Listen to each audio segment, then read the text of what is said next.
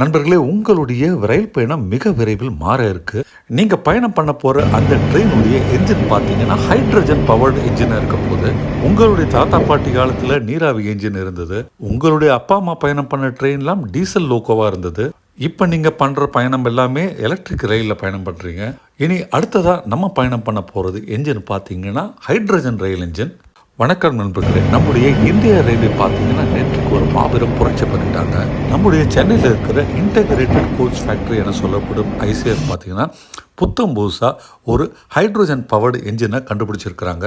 அதுக்கான சோதனை ஓட்டம் நேற்றுக்கு 25/7/2022 அன்னைக்கு ஓடிருக்கு.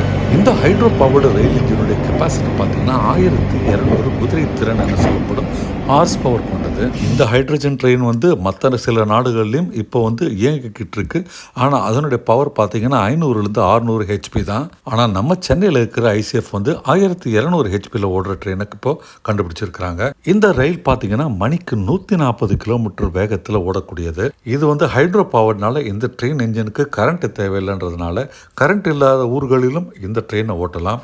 இந்த ஆண்டு இறுதிக்குள்ளார 35 ஹைட்ரஜன் ரயில்களை இயக்க நம்முடைய இந்தியன் ரயில்வே பிளான் பண்ணியிருக்கிறாங்க. இதற்கான செலவு பார்த்தீங்கன்னா ஒரு என்ஜினுக்குமே 80 கோடி ரூபாய் செலவாகுது. இந்த ரயில் பார்த்தீங்கன்னா முற்றிலும் ஒரு பசுமை போக்குவரத்தாக இருக்க போது. இந்த ட்ரெயினால எந்த விதமான ஒரு பொல்யூஷனுமே ஏற்பட போவதில்லை. இந்த ட்ரெயினுடைய வழித்தடங்களில் கரண்ட்டு தேவையில்லைன்றதுனால மின்கம்பி போடுற செலவும் மிச்சம். இதனால் காலப்போக்கில் நம்முடைய ரயில் கட்டணமும் குறையறதுக்கு வாய்ப்பு இருக்குது. நம்முடைய இந்தியாவை தவிர ஜெர்மனி, பிரான்ஸ், ஸ்வீடன், சீனா போன்ற நாட்கள் தான் இந்த டெக்னாலஜியை யூஸ் பண்ணுறாங்க. ஆனால் அதனுடைய ஹார்ஸ் பவரை விட நம்ம யூஸ் பண்ண போகிற ஹார்ஸ் பவர் அதிகம். ஏற்கனவே நம்முடைய இந்தியா முழுக்க ஓடுற வந்தே பாரத்லாம் உருவாக்குறது நம்முடைய ஐசிஎஃப்லேருந்து தான். அதிலே பெயரெடுத்து புகழுடன் விளங்குற நம்ம ஐசிஎஃப்க்கு இந்த ஹைட்ரஜன் பவர்டு என்ஜின் மேலும் பெருமையும் புகழும் சேர்க்குது.